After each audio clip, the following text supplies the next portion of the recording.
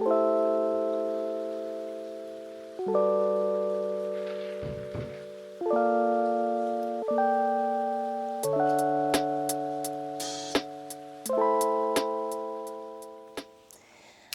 všetci, vítam vás pri mojom ďalšom videu, ktoré som sa rozhodla natočiť ako storytime, čiže dnes vám poviem niečo, ako som sa dostala do Frankfurtu, kde som pracovala predtým, ako som sa dostala celkovo do Nemecka a prečo som sa vlastne rozhodla presťahovať sa sem. Ja som sa spravila k tomu aj kávu do tohto môjho Nespresso pohárika, ktorý mám už asi, 3 mesiace, ako som ho prvýkrát použila. Takže poďme na to. Ja som sa presťahovala do Frankfurtu v roku 2021. Ja si pamätám, že ponuku pracovnú som dostala tuším v septembri 2021, potom som mala výpovednú lehotu a v decembri som sa už natrvalo presťahovala.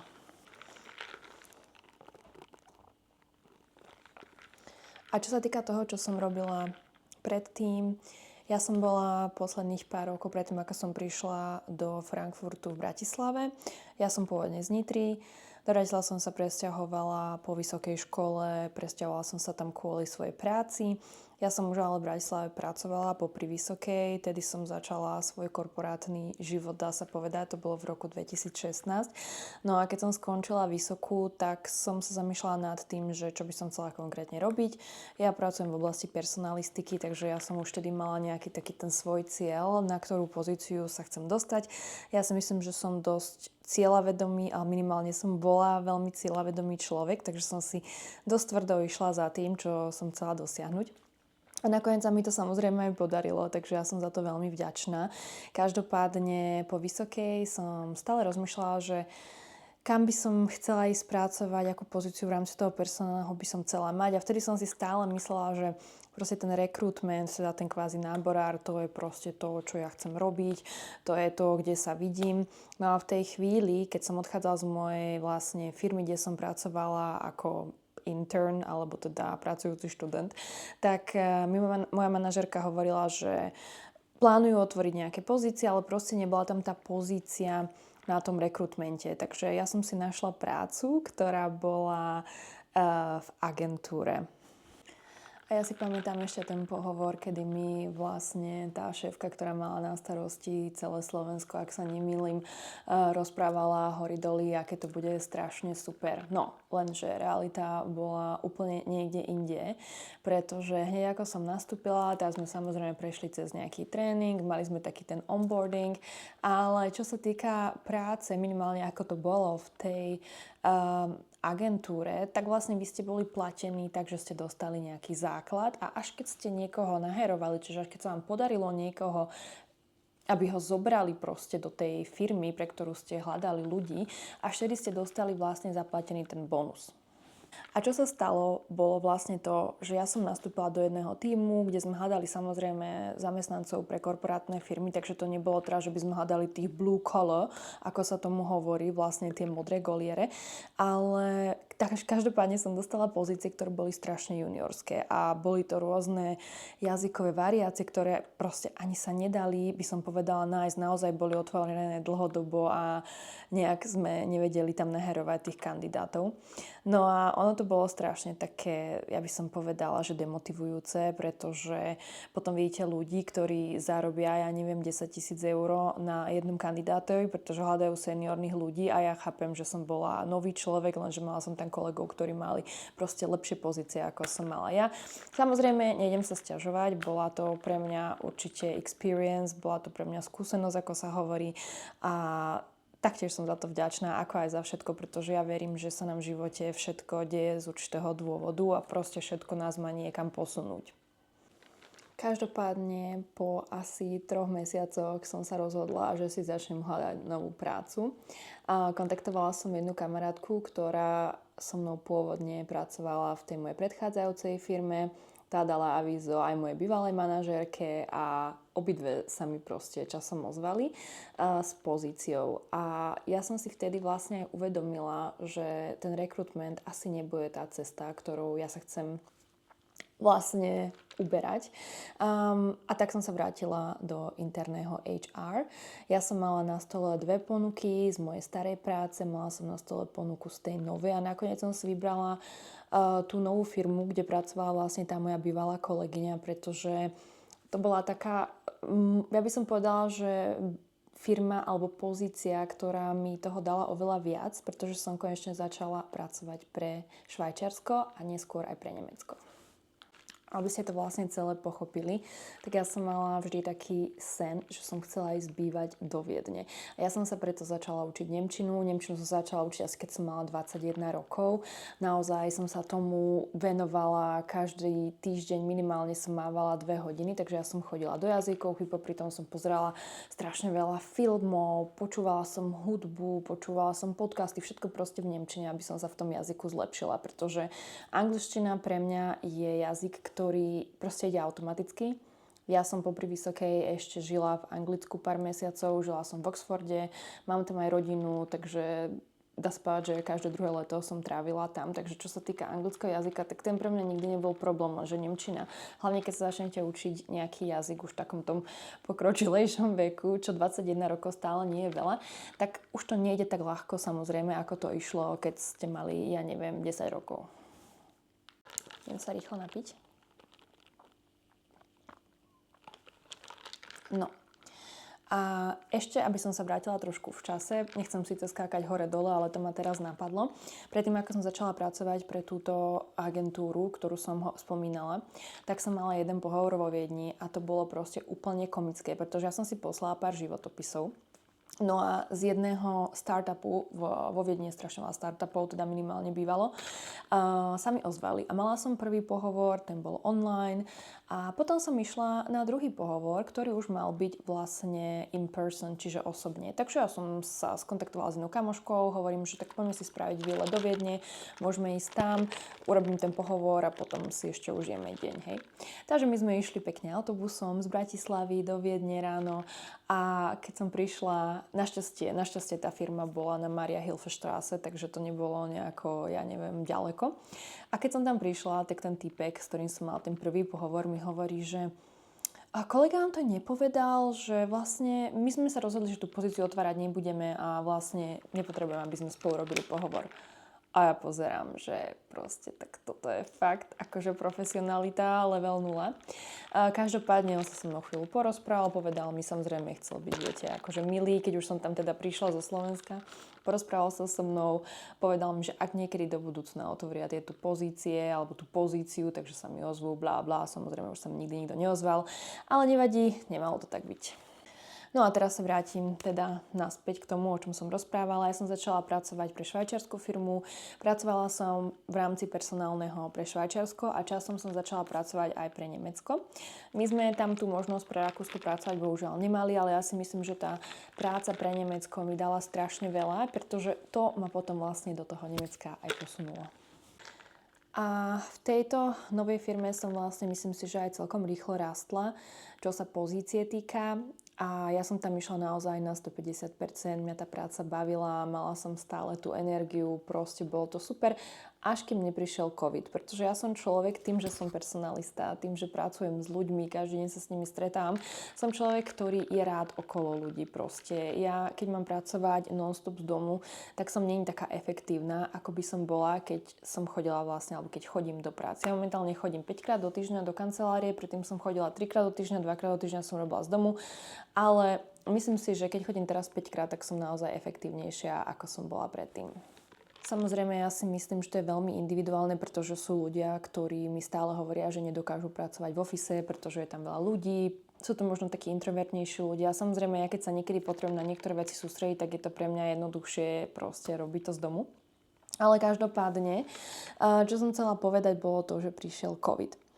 A tým, že som úplne strátila kontakt, ako aj my všetci ostatní, s ľuďmi, s tými mojimi kolegami, mňa aj tá práca nejako prestala naplňať. Prišla mi taká už repetitívna, že sa proste stále všetko opakovalo. už som sa tam nejako nemala kde posúvať a môj cieľ bolo vždy byť HR business partner. Ja som vždy chcela pracovať s biznisom, chcela som pracovať na rôznych iných veciach, nielen čo sa týkalo proste nejakej administratívy alebo ako sa hovorí po anglicky operations v rámci toho personálneho. Takže som sa začala hľadať novú prácu a opäť som sa chcela sústrediť na Viedeň. Takže som si začala v strede covidu posielať životopisy, posielať. Popri tom som sa stále sústreďovala na tú nemčinu.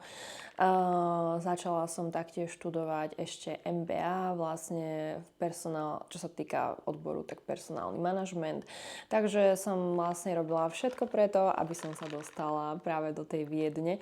No, ale to bola fakt zložitá cesta pre mňa. Vôbec mi to nevychádzalo. Ja si myslím, že tým, že som pracovala na personálnom, tak tá personalistika je taká špecifická, vždy je nejako spojená s tou krajinou. Takže tým, že ja som robila pre Švajčiarsko, robila som pre Nemecko, tak mne by sa ťažko hľadala práca, by som bola aj na Slovensku, aby som robila to slovenské HR, pretože tá pracovnoprávna legislatíva mne nebola natoľko známa ako tá švajčiarska a tá nemecká.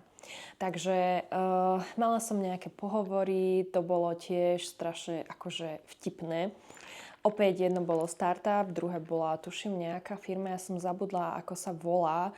To sú, tuším, potraviny, než to bol Hofner, alebo nechcem vás teraz sklamať, už si nepamätám ten názov. No, takže som išla na prvý pohovor. Opäť všetko bolo online, pretože bol COVID, nemohli sme cestovať, nemohli sme chodiť na pohovory osobne, takže všetko sa robilo proste online.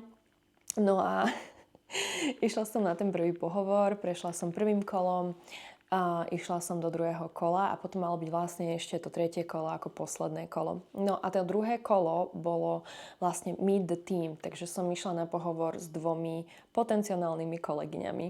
A to mi prišlo úplne smiešné, pretože tá jedna bola akož taká decent, hej, dá sa povedať, že bolo to celkom fajn. Ale tá druhá ona mala proste župan. Ona tam niečo celý deň jedla, teda celý ten pohovor. Ona, že sorry, nestiala som sa na raňajko, ale čo také mi rozprávala. Ona robila niekde, proste tá firma bola vo Viedni, ale tým, že bol COVID, tak všetci už boli proste roztrúsení po Rakúsku. Ona hovorila, že ona bola pôvodne niekde z Tyrolska, tak ona tam niekde bývala, proste behali jej tam jej pes a neviem čo, bolo to strašne neprofesionálne opäť raz. A vlastne potom mi povedala, že sa mi časom ozvu. Po týždni sa mi nikto neozýval, takže som sa rozhodla, že im napíšem. No napísali mi, že sa rozhodli prijať kandidáta, ktorý mal viac skúseností ako ja. Keby ste chceli vedieť, robila som do bodky to isté, proste čo oni hľadali, ak nie ešte viac, ale OK, it is what it is. No a ďalší pohovor, ktorý bol strašne komický pre mňa, bol ten druhý pohovor, čo som spomínala, pre ten nejaký sieť supermarketov. No a to bola trošku iná pozícia, akú som mala. Bola to skôr taký HR, project manager alebo niečo také. Taký nejaký projektový manažment to proste bol. No a to bol taký mladý typek, ktorý mal so mnou ten pohovor a bola tam aj tá rekruterka. Ja som sa s tou rekruterkou už predtým rozprávala, ona bola celkom fajn, bola príjemná.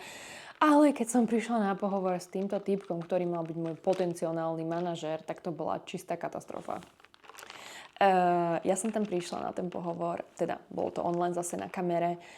On začal rozprávať asi 20 minút sám o sebe, aký je úspešný a ako sa dostal na túto pozíciu, bla bla bla, proste niečo, čo vás absolútne nezaujíma, ale samozrejme chcel vám ukázať, že aký on je super.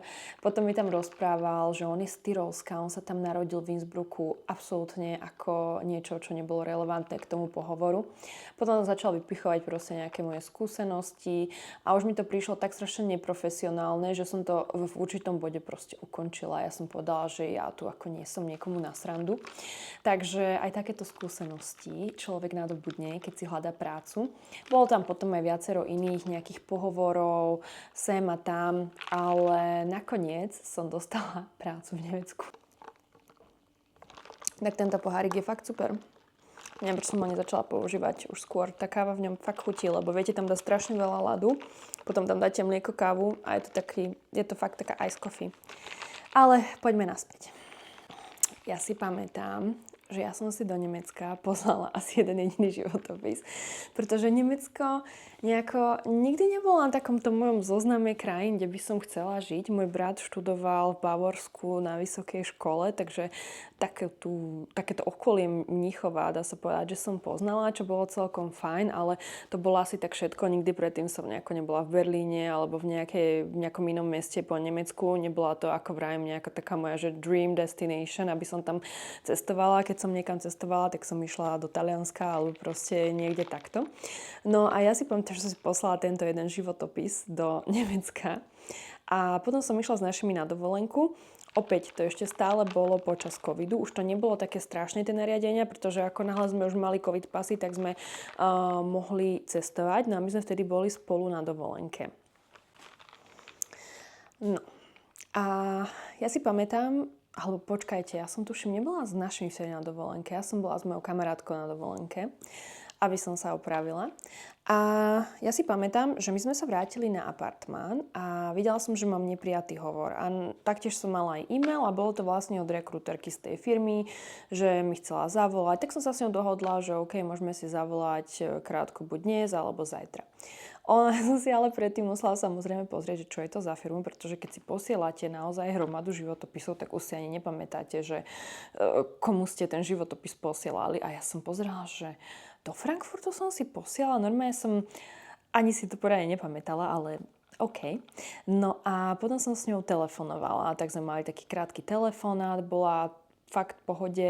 Ona potom išla nejako na matersku, lebo viem, že ja som potom ešte komunikovala s ďalšími 2 alebo 3 rekruterkami, kým som nastúpila do tej firmy, kde som pracovala. A zrazu som sa proste posunula do ďalšieho kola. A ja som to naozaj nečakala. Ja som už bola proste taká po tých všetkých pohovoroch, ktoré som mala, že OK, proste, a opäť, it is what it is, hej, takže ak to vyjde, tak to vyjde, keď to nevyjde, tak to nevyjde. A nebola som ani nejaká taká úplne, že nadšená, pretože ako hovorím, bolo to Nemecko, bol to Frankfurt, nebolo to nejaké mesto, nebola to proste tá Viedeň, kde som chcela pracovať, alebo celkovo Rakúsko. No a ja som sa potom posunula, ako hovorím, do ďalšieho kola pohovorov, takže najprv som mala druhý pohovor s tou hiring manager, čiže s tou manažérkou a ešte s jednou kolegyňou, ktorá mala byť moja kolegyňa, ale ja som to nevedela, ja som bola jej náhrada. Ale v tej chvíli tam ona ešte bola, ale k tomu sa vrátim, keď vám natočím ďalší storytime o tom, ako som sa presťahovala do Frankfurtu, aký kultúrny šok som zažila, ako to bolo v tej práci a podobne. To vám určite natočím a natočím aj nejaké moje skúsenosti a nejaké zážitky, ktoré z tej doby mám. No každopádne som potom išla na pohovor ešte s jej manažérom, čiže čo bola tá manažérka, tak s jej manažérom som mala vlastne úplne posledný pohovor. No a potom prišiel ten deň D, kedy som mala teda s tým manažerom tej mojej potenciálnej manažerky pohovor a on bol v Indii, takže tam sa to muselo tak napasovať, aby to aj časovo sedelo.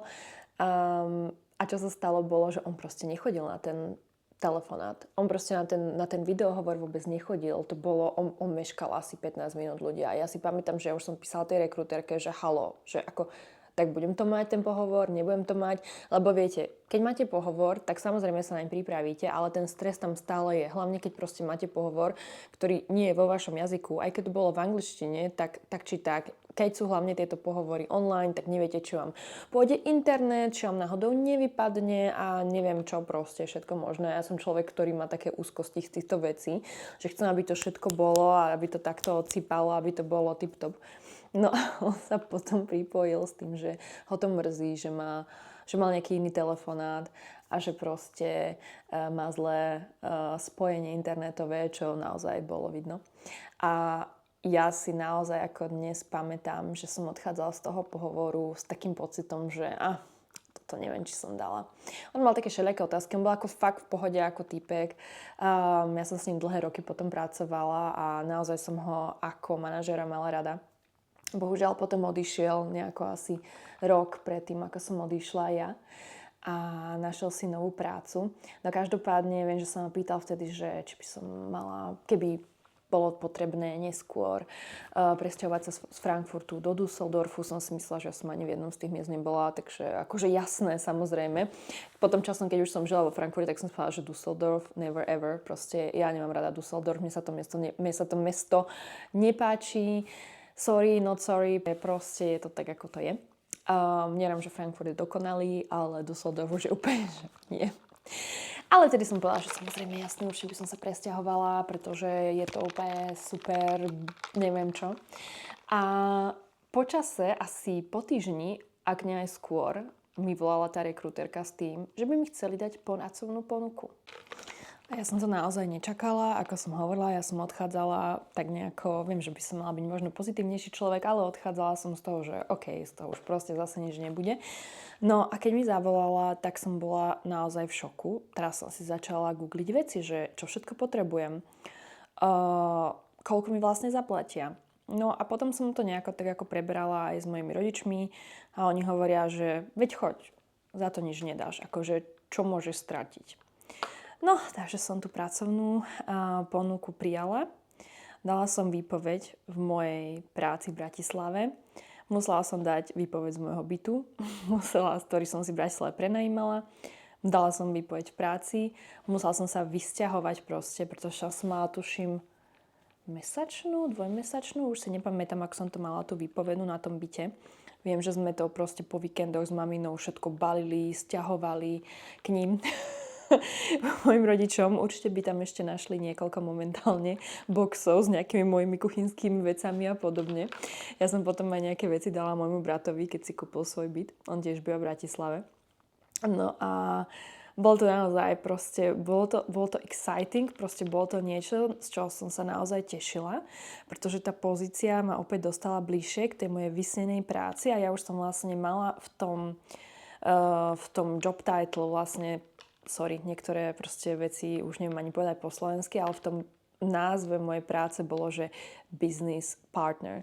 Takže to, keď som videla, tak som si povedala, že OK, toto je niečo proste, čo asi chcem robiť. Samozrejme, bolo to naozaj zložité. Hneď ako som sa presťahovala do Nemecka, prvé mesiace boli naozaj ťažké a akokrát som si sama sebe hovorila, že nepresťahujem sa naspäť domov. Má to tu zmysel, ale o to vám poviem zase niekedy na budúce. Takže to bolo asi v skratke toľko o tom, ako som sa dostala do Frankfurtu. Takže áno, ak máte záujem dostať sa do Nemecka, tak si posielajte životopisy, posielajte, určite sa venujte nemčine.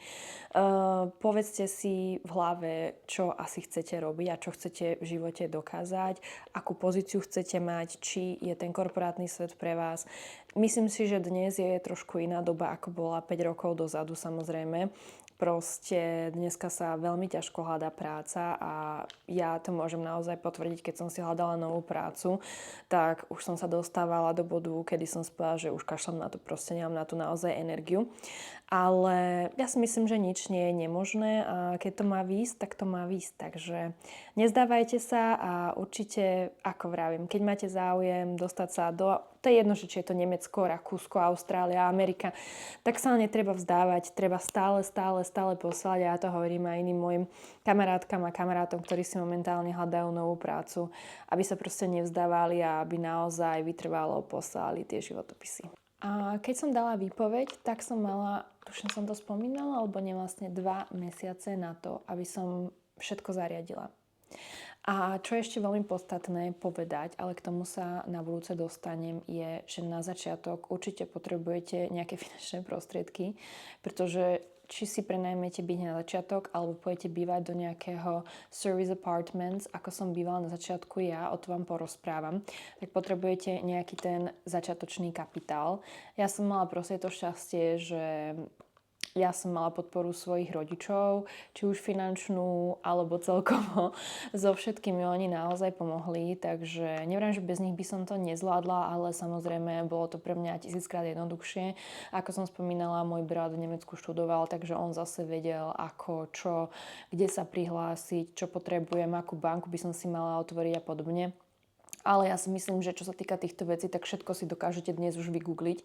Ja som naozaj strávila tie 2 mesiace alebo mesiac a pol tým, že som si veci googlila. Potom som ešte predtým, ako som začala moju novú prácu, ja som začínala v decembri, tak viem, že v novembri sme tam bratom išli na týždeň, takže ja som sa doslova do písmena, niečo mi padlo z balkóna, super. A ja som sa doslova do písmena presťahovala s 2 kuframi. a jednou príručnou batožinou. Takže takto to nejako vyzeralo, až kým potom neprišli moji rodičia a nepriniesli mi zase ďalšie veci. A takto stále fungujeme. Takže ja vždy, keď si niečo aj na Slovensku nakúpim, tak oni mi to potom v lete prinesú.